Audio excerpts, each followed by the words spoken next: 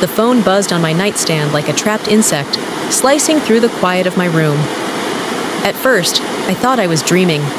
My eyes were sticky with sleep, my body heavy from exhaustion, but the sound didn't stop. It kept vibrating, insistent, pulling me into wakefulness I wasn't ready for. I grabbed the phone, blinking at the screen. "Lena! Babysitter!" My stomach clenched. Babysitters don't call this late unless something's wrong. "Hello?" My voice cracked, betraying the sudden weight pressing on my chest. Lena's voice was barely above a whisper. "Mrs. Carter, I think someone's outside your house." I sat up so fast the lamp rattled on my nightstand. "What? What do you mean someone's outside? Where's Ethan?" She hesitated, like she was choosing her words carefully. "He's okay, I think. He's in his room, but I saw him at the window, and he wasn't alone." That sentence didn't make sense. "Not alone? Lena, who was with him?" I don't know," she whispered, her breath shaky. "I was in the hallway, and I saw him, talking. Through the glass. Someone's down there, in a car, lights off." A chill spidered down my spine. I checked the clock. 11:43 p.m. Who would be outside my house, in the dark, whispering to my 12-year-old son? "Is the door locked?" I demanded, already throwing on my sweater, my movements jerky, frantic. "Yes," Lena said. "I locked everything when I noticed, but Ethan keeps looking outside like he knows them." I froze halfway to the door, my keys clutched in my hand. "He knows them?" Her voice trembled. "Mrs. Carter, should I call the police?" I didn't answer immediately. My head spun, flashing through 1,000 possibilities I couldn't bear to voice aloud. Who would come for him? Why wouldn't Ethan have told me? And why tonight, when I wasn't there? "No," I finally said, trying to sound steady. "Stay with him. Keep him in his room. Don't let him open the window again." I'm on my way. I hung up, grabbed my keys, and bolted out of the house, the cold night air hitting my face like a slap. My car engine roared louder than it ever had before, and every streetlight on the way home seemed to stretch into eternity. By the time I turned onto my street, my heart was pounding so violently I could feel it in my fingertips. I slowed my car as I approached the house. That's when I saw it. A dark sedan sat parked 2 houses down, engine humming faintly, headlights off. I killed my lights immediately and rolled slowly past, my hands clenched tight around the steering wheel. I couldn't make out the driver, just the faint glow of a phone screen inside. Whoever it was, they weren't moving. They were waiting. My phone buzzed again. A text from Lena. "He won't stop whispering to someone on his phone. Says it's R. Do you know them?" I didn't. And something deep in my gut told me I was about to. I parked across the street, my eyes fixed on the silhouette of that car, the cool night air filling my lungs in short, shallow bursts. Everything I thought I knew about my son was about to change, and I wasn't ready for any of it. I stood in Ethan's doorway, trying to steady my breathing. He was asleep, or pretending to be. His chest rose and fell rhythmically, his lips slightly parted, but something about the scene felt staged, rehearsed. Lena sat on the edge of his bed, pale, her hands twisting the hem of her sweater. "He finally laid down," she whispered, as though the walls themselves might be listening. "But he's clutching his pillow like he's guarding something." I crouched beside the bed, brushing a strand of hair from his forehead. "Ethan," I whispered, "it's Mom. Are you okay, sweetheart?" He didn't answer, but his fingers twitched, not from dreaming, but resisting. I reached beneath the pillow. Nothing. My hand moved lower, under the mattress. That's when I felt it, a thin, cold edge against my fingertips. I pulled it out. A phone. Not his phone. The one I'd given him had a cracked blue case and a missing volume button. This one was different, sleek, black, no scratches, new. I glanced at Lena. She shook her head. "I didn't know he had that." I pressed the side button. The lock screen lit up, casting a soft glow across the dark room. My pulse stopped when I saw the details. Battery fully charged. Notifications muted. Alarms set for strange times. 1:17 a.m., 3:42 a.m., 5:06 a.m. Each one labeled in blocky capital letters. Drop. Don't tell Mom. My stomach dropped like a stone. Who gave my son this phone? And what did these alarms mean? I tried the password. His birthday, my birthday, even our old dog's name. Nothing worked. But just as I was about to give up, a single notification slid onto the lock screen. R. Stay awake tonight. Same time. Same place I nearly dropped the phone. Lena leaned over my shoulder, her whisper shaky. Who's R? I don't know, I admitted, my voice sharper than I intended. As if sensing the tension, Ethan stirred, rolling onto his side, hugging his pillow tighter. In the dim light, I noticed something I hadn't before. Faint smudges of dirt beneath his fingernails, like he'd been digging or climbing. I backed out of the room slowly, motioning for Lena to follow. In the hallway, my voice came out lower, more controlled. We keep this between us for now. Not a word to him yet. She nodded, wide-eyed. I slipped the phone into my pocket and made a silent promise. I was going to find out who R was, what they wanted, and why they were creeping into my son's life in the shadows of the night. But before I could take another step, my own phone buzzed. Another message. From an unknown number. If you're reading this, put it back where you found it. I froze. The hallway lights flickered once, then steadied. Lena's voice trembled. Someone knows we touched it. I didn't answer. I couldn't. Because somewhere inside my house, someone was playing a game I didn't understand. And they were already 3 steps ahead of me. I waited until Ethan left for school before locking my bedroom door and pulling out the hidden phone again. My hands trembled as I connected it to my laptop, praying there wasn't some kind of security lockout. It buzzed instantly. 27 unread messages, all from the same number. R. Hesitated, scrolling through the conversation, my heart thudding louder with every word. The earliest messages started about 3 weeks ago. R. Hey, champ. I know it feels lonely sometimes. Ethan. Who is this? R. Someone who understands. Someone who wants to help you. I swallowed hard. The next messages came daily, their tone strangely gentle. R. I know you fight with your mom. It's not your fault, R. She won't tell you the truth. But I will, Ethan. What truth? R. You'll see soon. Be patient. My chest tightened as if the air had turned heavier. Whoever R was, they'd been slowly weaving themselves into my son's trust. Soft words, careful timing, little breadcrumbs of validation I hadn't given him enough of lately. Then came last night's string of messages. R. Be ready tonight. Same time, R. I'll make things better. R. Trust me. The pit in my stomach deepened. Trust me. This wasn't random texting. This was manipulation. I glanced at the timestamps, all sent between 11 p.m. and midnight. When Ethan should have been asleep, when I wasn't home, I leaned back in my chair, rubbing my temples, trying to untangle the knots forming in my mind. Who was R? How did they get my son's number? And why did Ethan seem loyal to them? That night, I decided to confront him. After dinner, I sat across from him at the kitchen table, the light buzzing faintly above us.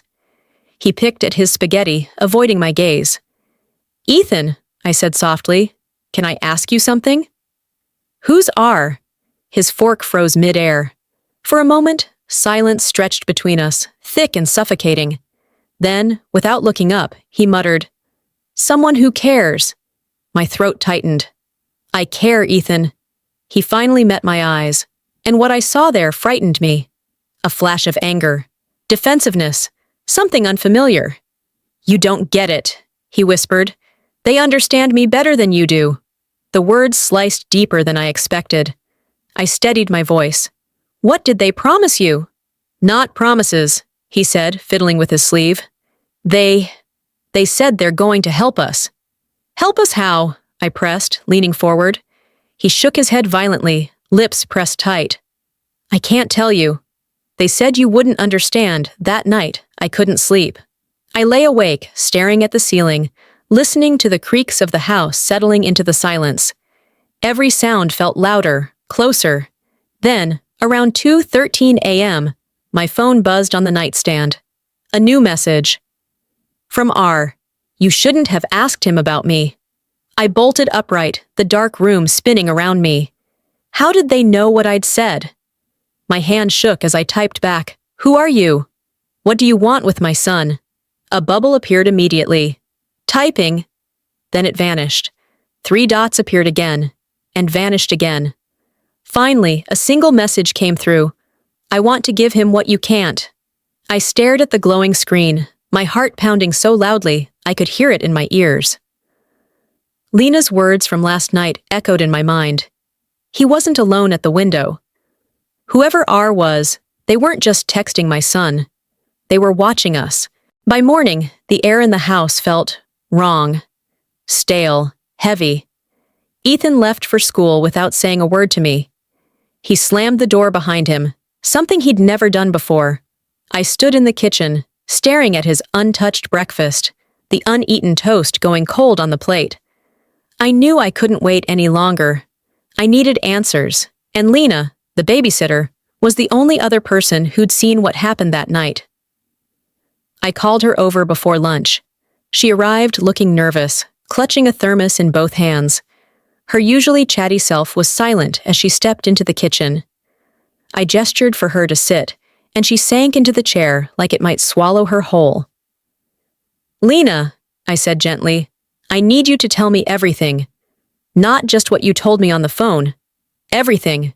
She hesitated, fingers tightening around the thermos. I didn't want to scare you, she admitted softly, but there's more. She started from the beginning. It was around 11, she said, glancing down at her hands. I just finished putting Ethan to bed when I heard something, like gravel crunching outside the window. At first, I thought it was a raccoon or something, but then her eyes flicked up to mine, wide and uneasy. I saw headlights flash, just once, like a signal. My stomach tightened. From a car? She nodded. A dark sedan parked across the street. Then Ethan's door creaked open. He was barefoot. He went straight to his window and opened it halfway, like he'd done it before. I gripped the edge of the table. And? Lena lowered her voice to a whisper. He whispered something. I couldn't hear it, so I stepped closer. But then my phone buzzed. A text. From an unknown number, she pulled up her messages and slid the phone across the table. There it was. Unknown. Is he alone? My chest went cold. You didn't reply, did you? She shook her head quickly. No, of course not. But it didn't stop there. She told me that for the past 2 weeks, she'd seen the same sedan parked nearby, always at night, always without headlights. Sometimes she'd catch a glimpse of movement inside, a silhouette shifting just enough to confirm someone was there. And last night, right before she called me, she'd noticed something else. There was a reflection, she whispered, her voice trembling now, like someone was taking pictures. I saw the flash bounce off Ethan's window. I stared at her, unable to breathe for a moment. Pictures? Of my son? She nodded silently. Before I could respond, Lena added something that sent a deeper chill crawling down my spine. This morning, when I was walking to my car, there was an envelope on my windshield. No name, no address. Inside was a photo. She reached into her bag with shaking hands and pulled out a folded piece of paper. I unfolded it slowly. It was Ethan, standing by his window, looking down into the darkness with a soft smile on his face. I flipped the photo over. On the back, in blocky, uneven handwriting, were 4 words. He's ready. Are you? I couldn't speak. My throat burned, my fingers numb as I set the photo down on the table. Lena's voice broke the silence.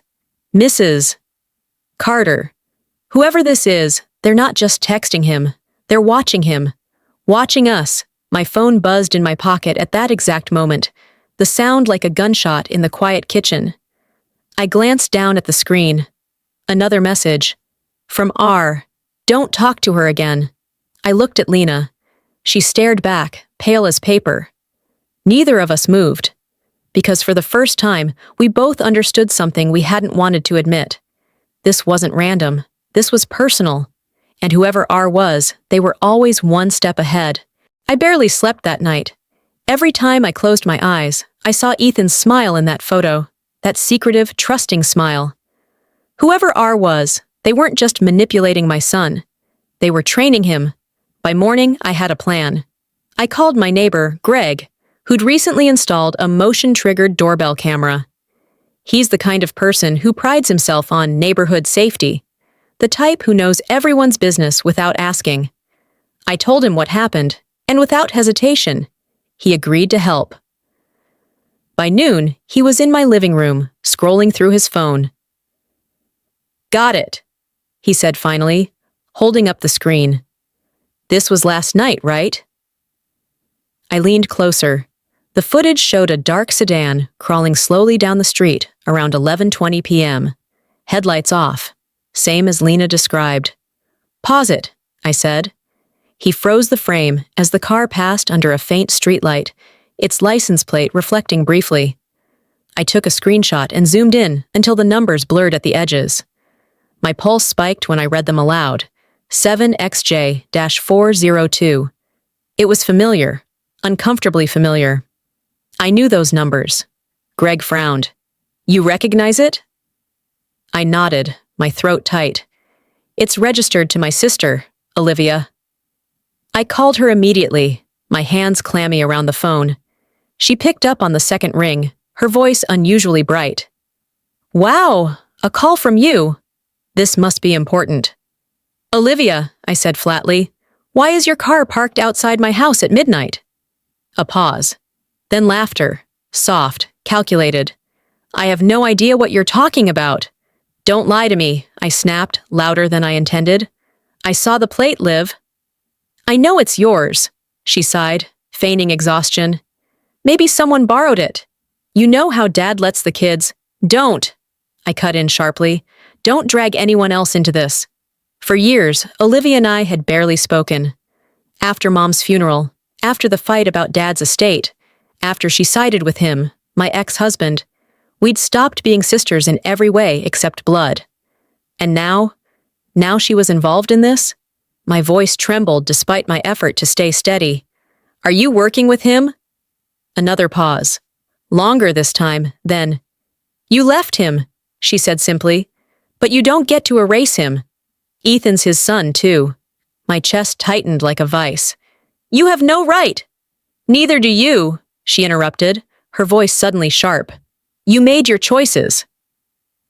You kept Ethan from him.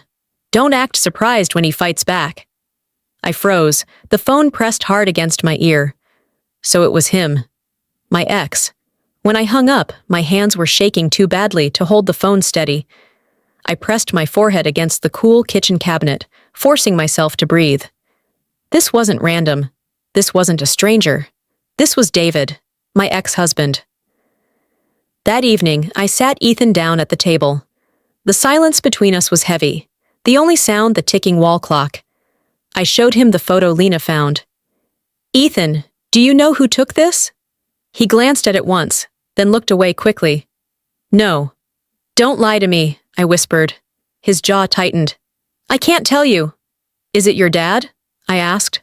For a moment, his lower lip trembled, just slightly, before he shook his head too fast, too deliberate. No, it's not Dad. It's someone who cares. My heart cracked at those words. Someone who cares. Somewhere David was feeding him that line, planting it like poison in his head. That night, the sedan came back. This time, I was ready. I turned off every light in the house and sat in the dark, my phone camera aimed through the blinds. I waited. Watched. The car didn't move for nearly 20 minutes. And then, slowly, the driver's side door opened. A man stepped out. Even from a distance, even in the dark, I knew that silhouette. David. My ex-husband. back in our lives without warning. And if he'd gone this far, I knew it was only the beginning. David showed up the next afternoon, right on cue, like he'd rehearsed it. No dark sedan this time. No shadows or whispered instructions through Ethan's window. Just my ex-husband, standing at my front gate in a tailored navy suit, polished shoes, and that charming smile I used to fall for. The same smile I now knew better than to trust. I didn't open the door immediately. I stood behind the curtain, holding my breath, watching him as if I were observing a stranger. But when Ethan spotted him from the living room, everything changed. "Dad?" My son's voice cracked with something raw, something I hadn't heard in months. Hope. Before I could react, Ethan rushed to the door, his small hands fumbling with the lock. "Ethan, wait!" I managed, but it was too late. The door swung open, and David crouched low, arms wide, as if he had never left. "Hey, champ," he said softly, his voice warm, practiced. "I've missed you so much." Ethan threw himself into his father's arms without hesitation. And just like that, I became the outsider in my own home. When David finally stood, his eyes locked on mine, that same old mix of defiance and entitlement dancing behind them. "Relax," he said lightly, brushing an imaginary speck of dust from his jacket. "I'm not here to fight." I folded my arms, leaning against the doorframe. "Then why are you here?" "Because stalking my house at midnight doesn't exactly scream peaceful co-parenting." His expression didn't falter. If anything, his smile sharpened. "I was worried," he said smoothly. "You've kept Ethan from me long enough, don't you think?" "I just want to make things right by sneaking around at night, by sending him phones." My voice rose despite myself. David's brows arched, feigning innocence. "I don't know what you're talking about." Ethan's gaze darted between us, his small shoulders hunched like he wanted to disappear. "Mom, stop!" he whispered, almost pleading. "Dad didn't do anything wrong." My breath caught. David had poisoned the well so thoroughly that my son was defending him, against me. I crouched down to Ethan's level, keeping my voice soft.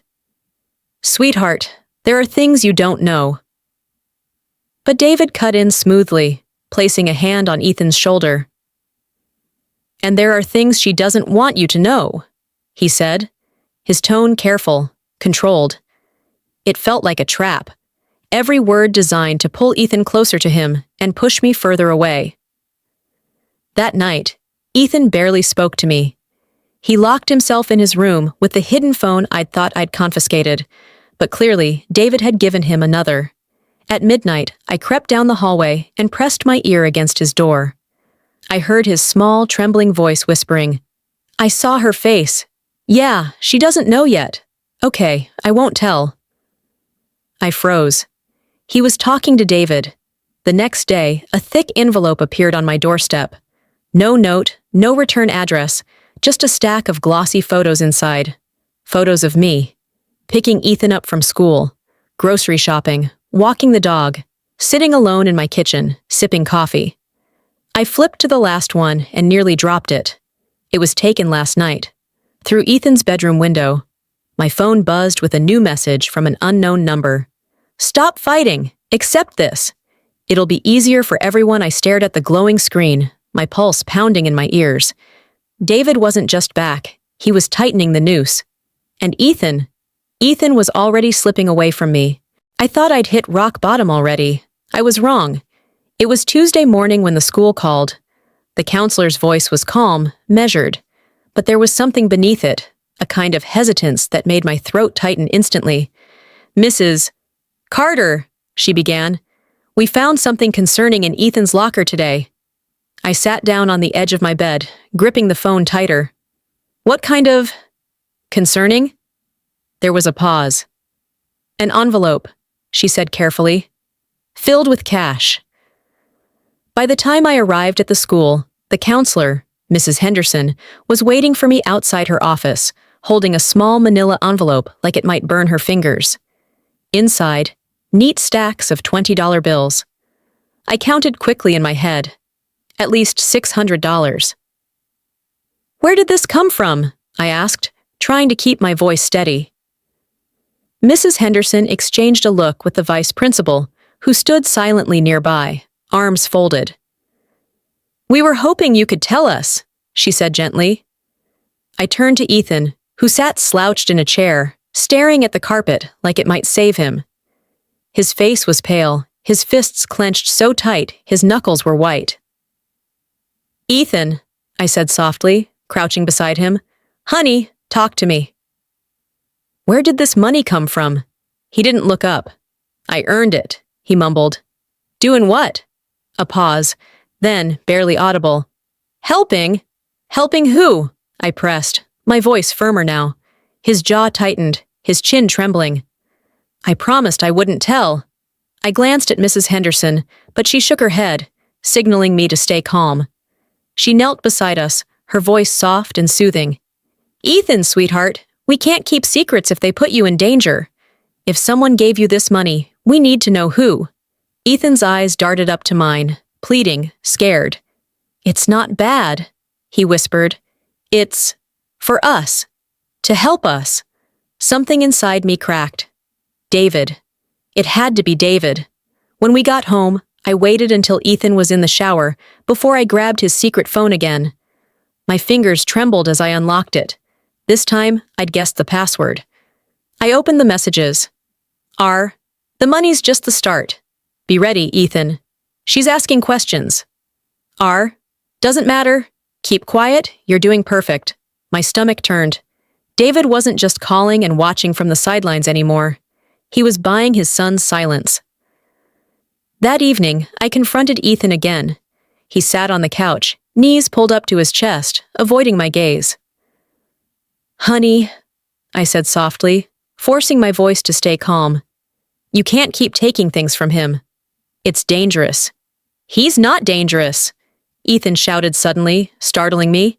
He's trying to fix everything. He says you're the reason we're like this. His words hit like glass shattering inside me. I'm the reason? I whispered. Ethan, do you really believe that? He hesitated, biting his lip, and that hesitation, more than his anger, cut the deepest. That night, after Ethan fell asleep, I sat alone in the kitchen, staring at the envelope of cash on the counter. $600, blood money. And for the first time, I understood exactly what David was doing. He wasn't trying to win custody. He was trying to win Ethan's heart. By the time the courts got involved, it wouldn't matter what papers I had, because my son would already belong to him. I reached for my phone, dialing Lena. She answered groggily, clearly half asleep. Lena, I whispered, my voice shaking. I need your help. We have to find out how far David's gone. She paused, waking up fully at the tremor in my words. What happened? I looked at the envelope again, the weight of it pressing on my chest like a stone. He's buying my son, I said softly. And I think he's winning. I didn't sleep at all that night. I sat at the kitchen table until dawn, staring at the envelope of cash and the silent phone beside it. It wasn't just money anymore. It was leverage, control, chains disguised as gifts. By the time sunlight finally broke through the blinds, I'd made a decision I'd been avoiding for years. It was time to tell Ethan the truth. When he shuffled into the kitchen, his hair messy from sleep and his oversized hoodie drowning his small frame, I poured him a bowl of cereal like it was any other morning. Ethan, I began carefully, sliding the bowl toward him. We need to talk. He glanced up, wary already, his spoon frozen halfway to his mouth. About what? I hesitated, then said it. About your dad. His spoon clattered against the bowl, milk splashing onto the table. I know about Dad, he said sharply, his voice cracking in that way it did when he was trying not to cry. I know you made him leave. I know you kept us apart. My stomach twisted. Who told you that? He didn't answer, but he didn't have to. I could see it in his eyes. David. I took a deep breath, steadying myself against the counter. Ethan, listen to me. I didn't make your dad leave. He left on his own. That's not true, he shouted. Standing so suddenly, his chair screeched against the tile. He said you didn't want him around anymore. That you hated him. His words sliced clean through me. I forced myself to stay calm, to meet his anger with something softer. No, I whispered. I never hated him. But your dad? He made choices. Choices that hurt us. Choices that made it unsafe for him to stay. Ethan stared at me, silent now, his small chest rising and falling like he'd been running. What choices? I hesitated, carefully choosing each word. The gambling, the debt, the lies. But instead of relief, instead of understanding, I saw something else flicker across his face. Doubt. He said you'd say that, he whispered, his voice shaking. He said you'd make him look like the bad guy. For a moment, I couldn't breathe. David had been preparing him for this. Every lie I told, or even every truth, had already been rewritten in Ethan's mind before I ever opened my mouth. I reached for his hand, but he pulled away like my touch burned. Sweetheart, please, I begged. I'm telling you this because I love you, because I need you to understand. But Ethan's eyes were wet, his jaw set. No, you're just trying to turn me against him. You always have. My chest caved in at the accusation. And before I could stop him, he stormed off down the hallway, his door slamming shut so hard the frame rattled. I sank into his chair, my body trembling. The truth was out, but it didn't matter. David had gotten to him first.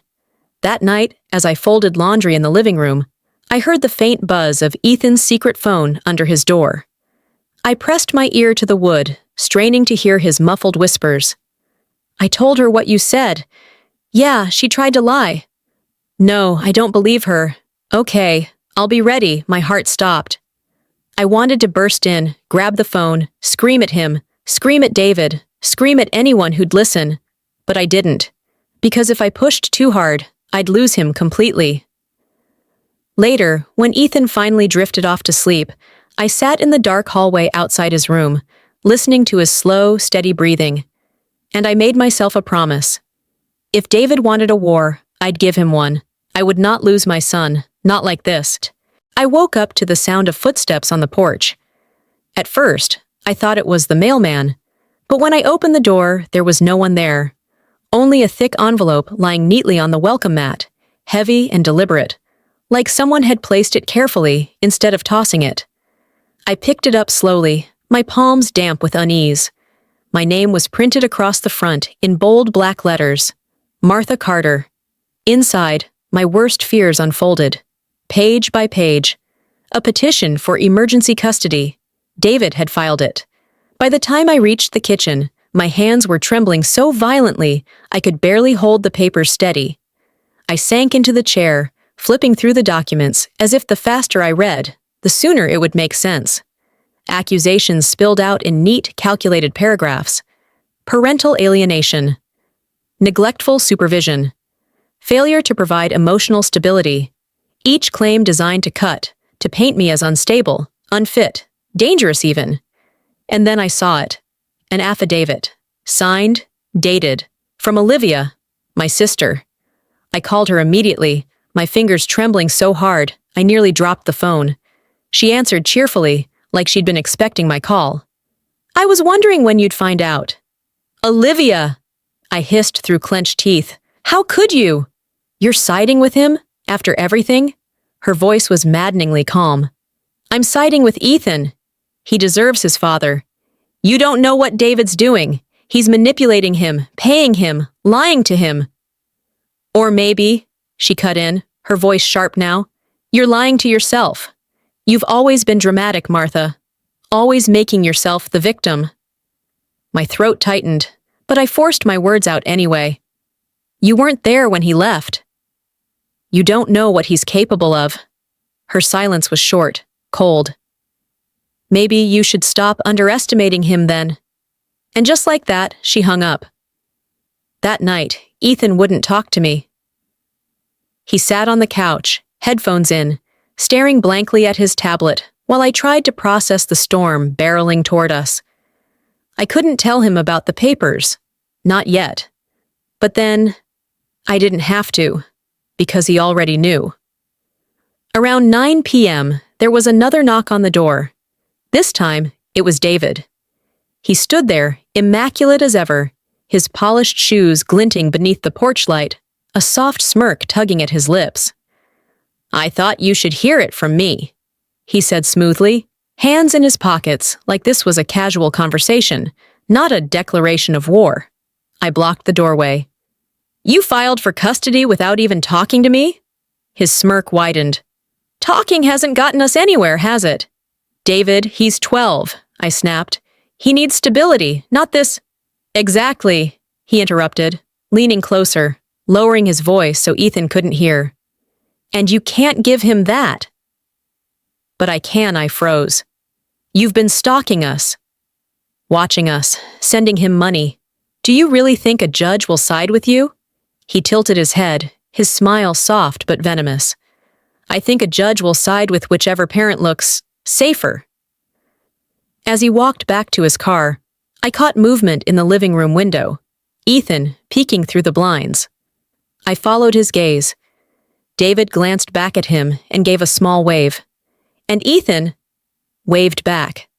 Later, as I was locking up for the night, I noticed something taped to my doorframe, a small folded piece of paper, barely visible beneath the porch light. I pulled it free and unfolded it carefully. 4 words, written in sharp, uneven handwriting. "He knows everything now." I turned, scanning the street, my heart pounding. The dark sedan was gone, but somewhere out there, someone was watching, and I was running out of time. I woke to silence, the kind of silence that feels wrong. The clock on my nightstand read 2:07 a.m. At first, I thought I'd imagined it, the sound that pulled me from sleep. But then I noticed the hallway light was on. I slipped out of bed, padding quietly across the cold floor, my bare feet making no sound on the hardwood. That's when I saw it. Ethan's bedroom door, wide open. My heart slammed against my ribs as I rushed inside. The bed was empty, blankets kicked to the floor. The window cracked open, letting in a cold breeze that bit at my skin. "Ethan?" I whispered, my voice hoarse and broken. No answer. I grabbed my phone, dialing Lena with trembling hands. She picked up after the first ring, panic sharp in her voice. "Martha!" "What's wrong?" "It's Ethan," I gasped. "He's gone." Within 15 minutes, Lena was at my door, her hoodie thrown over pajama shorts, her face pale and drawn. "I saw the car," she said before I could even speak. "What car?" I demanded, gripping her arms. "The sedan," she whispered. "I drove past the intersection by the river on my way here." It was parked under the old street lamp, my chest tightened painfully. "The river?" She nodded. "We need to go." Now we jumped into my car, the engine roaring louder than I expected, tires squealing as I tore down the empty streets. Every shadow stretched long and sharp under the streetlights, and each one felt like it was hiding something. Lena gripped the dashboard, guiding me through the back roads until we reached the riverside. That's when I saw them. 2 figures, one small, one tall, standing beneath the rusted bridge where the old pedestrian path crossed the water. Ethan's thin shoulders hunched under the oversized hoodie I'd bought him last Christmas. And beside him, in the faint orange glow of the street lamp, David. I slammed the brakes and flung the door open before the car fully stopped. "Ethan!" I shouted, my voice cracking. He turned, startled, his eyes wide and tear-bright, but David stepped forward smoothly, placing a protective arm around his shoulders. "You're scaring him," David said evenly, his tone infuriatingly calm. "Lower your voice." "You took him," I hissed, storming toward them. David shook his head, looking almost amused. "I didn't take him, Martha." He came to me. He called me. Ethan's lips trembled. I just wanted to talk." Talk. At 2 a.m, under a bridge. I stared at David, my hands trembling. "What did you say to him?" He smiled faintly, tilting his head, as if considering his words. "Only the truth." Lena grabbed my arm, pulling me back slightly, whispering urgently, "This isn't safe. Not here, but I couldn't walk away." "Ethan," I said softly, ignoring David, Please, sweetheart, come home with me. For a moment, he hesitated, his gaze flicking between us, confusion etched into every line of his face. But then David bent down, whispering something I couldn't hear, and Ethan's shoulders straightened as he shook his head. I want to stay, he murmured. The words shattered something inside me. Before I could respond, David stepped closer, his voice low but sharp. You can't stop what's coming, Martha. The courts will side with me. Ethan's already made his choice. I glared at him, refusing to back down. This isn't a choice. It's manipulation, he smirked. That infuriating, polished smirk I'd once mistaken for charm. Call it whatever you want. But when the dust settles, he'll be with me. I wanted to scream, to fight, to drag Ethan into the car if I had to, but then Lena tugged on my sleeve, whispering, Look! I followed her gaze to the ground. Tire tracks, fresh, leading into the woods nearby. Someone else had been here. I turned back toward the bridge, but David and Ethan were gone. Just gone. The quiet river glimmered under the weak street lamp, mocking me with its stillness. My son had slipped through my fingers again, and this time, I didn't even know who else was pulling the strings. I didn't sleep.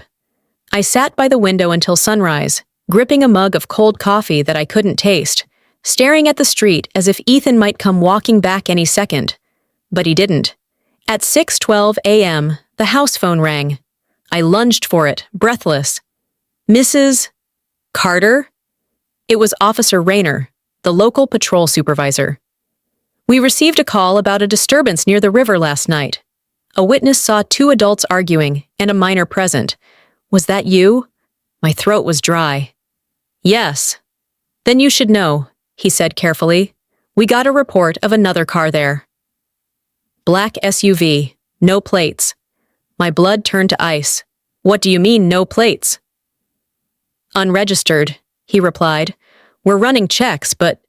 He hesitated, lowering his voice. Whoever they are, they know how to stay invisible. By mid-morning, Lena came over, her eyes red from lack of sleep. She carried 2 coffees and a grim expression.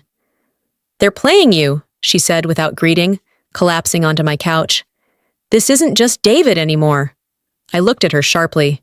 What are you talking about? She set her coffee down and opened her phone. I recorded part of last night. She hit play. The shaky footage showed the riverbank, faint orange street lamp light flickering against the dark water. David's voice was clear, low, deliberate. She's not stable, Ethan. I'm the only one who can keep you safe. I clenched my jaw so hard my teeth ached. Then another voice, faint, distant, somewhere off camera. It's time. Move the video cut off there. I stared at Lena. Who was that? She shook her head. I don't know. But it wasn't David. At 11:37 a.m., my phone buzzed with a text from an unknown number. You're losing him. Stop resisting and no one gets hurt. I stared at the message until my vision blurred. No one gets hurt? My son was 12. My baby. Lena leaned over my shoulder, pale as chalk. Martha, they're watching you. Right now I called David. He answered on the first ring, his voice annoyingly casual. What did you tell him? I snapped without preamble. He chuckled softly, the sound twisting my stomach. Just the truth. That you've been lying to him his whole life. I forced myself to breathe, steady but sharp. This isn't just you anymore, is it? Who are you working with? David paused, just long enough to confirm my suspicion. You don't want to know, Martha. Try me. He sighed like I was exhausting him. All you need to understand is that you've already lost. And then he hung up. That night, Ethan refused dinner again. I knocked softly on his door, carrying a plate anyway, hoping for some kind of truce. Sweetheart, I whispered, can I come in? A pause. Then a muffled, I'm busy. I hesitated at the threshold, feeling like a stranger in my own home. Can we just talk? Please? Silence. I started to turn away when his voice came, quiet but steady. Dad says you're hiding something. My breath caught. Ethan, listen to me. You said he left us, he interrupted. his tone sharp now. "But he says you left him. He says you lied about everything." I leaned against the doorframe, exhausted. "Ethan, he's manipulating you." "Stop!" he shouted suddenly, his voice breaking. "Stop treating me like I don't know what's going on." Later that night, as the house finally settled into silence, I sat in the living room with Lena, going through David's court filings again. One page stopped me cold. A bank statement, 2 transfers, each for $5,000. One to David, and one to an account I didn't recognize. The name on it chilled me to my bones. Olivia Carter. My sister. Before I could process it, my phone buzzed again. A photo this time. Ethan, sitting in the back seat of David's sedan. The caption beneath it, "You're running out of time." I dropped the phone, my vision tunneling. Lena grabbed my arm, whispering, "Martha, we're being hunted." And for the first time, I realized she was right. This wasn't a custody battle anymore. This was a war. The courthouse smelled like paper and dust. Cold fluorescent lights buzzed faintly overhead, and every step I took echoed too loudly down the narrow hallway. My palms were damp, my chest tight, and every instinct screamed at me to turn around and run. But I couldn't. Not when Ethan's future was on the line. Lena sat beside me on the hard bench, her hand resting on mine, steady but tense. "Breathe," she whispered. "We'll get through this." I wasn't sure I believed her. When they called our case, I walked into the courtroom, forcing my shoulders back despite the tremor in my legs. David was already there, looking like the picture of calm control. Perfect suit, perfect tie, perfect smile. Beside him sat Olivia, my sister. Her presence felt like a knife between my ribs. She didn't look at me as I passed her. That hurt more than I wanted to admit. The judge, a stern woman with sharp gray eyes, asked us to be seated. David's attorney rose immediately, delivering his opening statement with smooth, practiced precision. "Your Honor," he began, "this is not about punishing anyone. This is about giving a 12-year-old boy the stability he deserves." I clenched my fists under the table. He painted David as a loving, reformed father who had rebuilt his life from the ground up, financially secure, emotionally stable, surrounded by family support. Every sentence sounded rehearsed, designed to cut me down without ever raising his voice. Then came Olivia's affidavit. My sister testified with polished ease, her words sharp enough to bleed. She spoke of concerning behavior, of my increasing isolation, of a home environment that may no longer be conducive to Ethan's development. I stared at her, searching her face for guilt, for hesitation, anything, but she never looked at me. When it was my turn, my attorney tried to steady the narrative, but I could feel the weight of judgment in every glance from the gallery. Then David's lawyer produced a series of photographs, images taken without my knowledge. Me sitting in the kitchen, staring blankly at unpaid bills. Me picking Ethan up late from school. Me outside the pharmacy, clutching my arthritis medication. Each photo twisted reality into a story of neglect. And then came the worst one. A picture of Ethan by his window, smiling. "This," the attorney said softly, "was the night she refused to let his father visit." I gripped the edge of the table so tightly my knuckles went white. "That's not what happened," I whispered hoarsely, but no one seemed to hear. When court adjourned for the day, the judge's ruling on temporary custody hit like a hammer to my chest. Expanded visitation rights for David, effective immediately. I walked out of the courtroom numb, my ears ringing, Lena's voice a distant murmur beside me. In the hallway, Ethan stood between David and Olivia, clutching a brand new pair of wireless headphones. His face lit up when David ruffled his hair. I called his name softly. He turned, hesitated, then took a small step toward me. But before he could move further, David bent down and whispered something in his ear. Ethan stopped, lowered his gaze, and without a word, he walked away. That night, I sat alone at the kitchen table, the court papers spread around me like wreckage. I'd thought this was about custody. I'd been wrong. This was about control. And David wasn't working alone, because tucked between the documents, someone had slipped a small folded note. "You're not fighting him. You're fighting us." The first sign came 2 days later. Ethan's backpack was missing. At first, I thought maybe he'd left it at school. But when I called the front office, the secretary's voice on the other end was hesitant, cautious. "Mrs. Carter, Ethan hasn't been here since yesterday morning."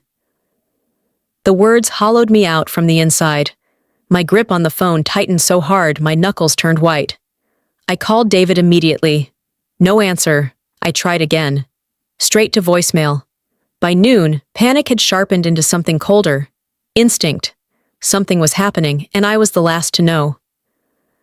Lena arrived minutes later after I called her. She carried her laptop and a determination I'd never seen before.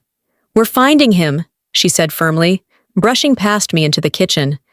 "I set up tracking software on that second phone of his. It's the only leverage we have." I swallowed hard. "Will it work?" She hesitated. "If they haven't swapped the SIM card yet." When the screen loaded, a single blue dot pulsed on the map. The airport. My chest constricted painfully. Why would David take him to the airport without telling me? But Lena was already typing furiously, pulling up flight logs, matching timestamps. "Martha," she said quietly, "there's a booking under David's name. One-way tickets. 2 passengers. 2? I whispered. "David and Ethan." I stared at her, my pulse roaring in my ears. "Where?" "Seattle," she said. "This afternoon." I called David again and again. Still nothing. I called Olivia next. She answered on the second ring. "Where are they?" I demanded. A pause. Then that calm, practiced voice. "Don't do this, Martha." "Don't what?" "He's taking my son across the country without permission." "It's legal," she interrupted coolly. "Temporary order allows it." The judge gave expanded visitation. Remember? My breath caught in my throat. "This isn't visitation. This is..." Running Olivia's sigh was heavy, deliberate. "Maybe you should ask yourself why Ethan wants to leave." By the time Lena and I reached the airport, the flight was already boarding. We sprinted through the terminal, my heart pounding louder than the announcements echoing overhead. And then I saw him, Ethan, clutching a small carry-on bag, standing next to David, who rested a hand lightly on his shoulder, smiling like this was a family vacation. I froze in the middle of the terminal, struggling to breathe. "Ethan!" I shouted. He turned instantly, his face lighting up for a fraction of a second, and then dimming just as quickly when David bent down and whispered in his ear. My son lowered his gaze, staring at the floor. Security stepped in between us when I tried to move closer. David raised his hands, looking theatrically calm. "She's fine," he told them smoothly. "Just an upset mom." "Everything's legal," I wanted to scream, to claw back every word and every lie he'd fed my son. But before I could speak, David pulled out a folder and handed it to the officer, a copy of the temporary custody order. The officer scanned it, then stepped aside. David turned to me, his voice low and controlled, meant only for me. "You can't win this, Martha." "Not here." Ethan looked up at me, his lips parting like he wanted to say something. Anything. But David squeezed his shoulder, and whatever courage he'd gathered drained away. Then they disappeared down the jet bridge together. As I stood frozen in the terminal, numb and shaking, my phone buzzed in my pocket. A single message from an unknown number. "Seattle is just the beginning." I turned in slow circles, scanning the crowd, certain someone was watching me. But all I saw were strangers hurrying past. Lena caught my arm. "Martha," she whispered, "this isn't just David anymore." I knew she was right, and the thought terrified me. The next morning, the house was unbearably quiet.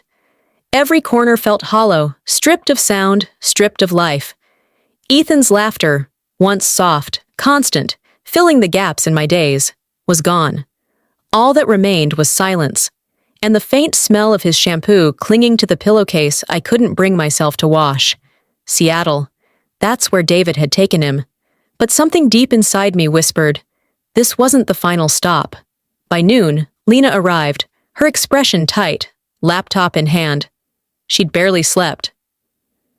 "I traced the secondary phone," she said, placing the device on the table. "Guess what?" "It's not in Seattle anymore," I swallowed hard. "Where is it?" She hesitated, turning the screen toward me. A blue dot blinked on the map, Los Angeles International Airport. I stared at her. "They flew again?" She nodded grimly. "Different airline, no records under David's name this time." "Then who?" Her jaw tightened. "Olivia." I called my sister immediately. No answer. I called again, straight to voicemail. A sharp, cold realization settled into my bones. Olivia wasn't just helping David with legal filings or testimony anymore. She was moving them, deliberately, methodically, hiding their trail with each new flight. Lena leaned against the counter, arms folded. "Martha, this isn't about custody anymore." "This is planned," my voice shook. "Planned by who?" She hesitated. "Whoever R is."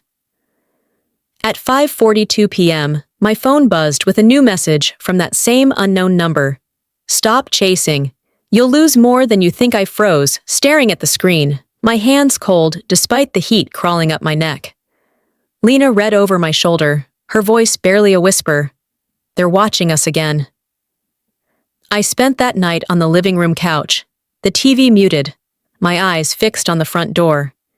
Every sound outside, a car passing, branches scraping against the window, made me flinch. And then, just after midnight, I saw it. Headlights. A car idling across the street, engine silent, lights dimmed.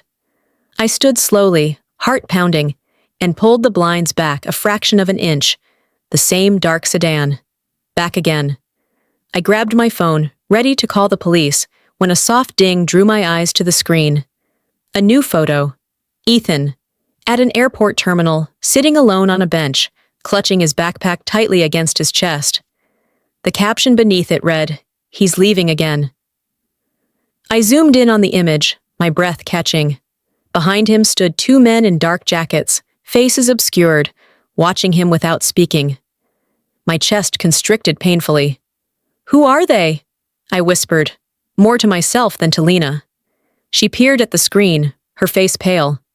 "Martha, I don't think David's the one in control anymore." The next day, I booked the earliest flight I could to Los Angeles. When I arrived at LAX, the crowd buzzed like static.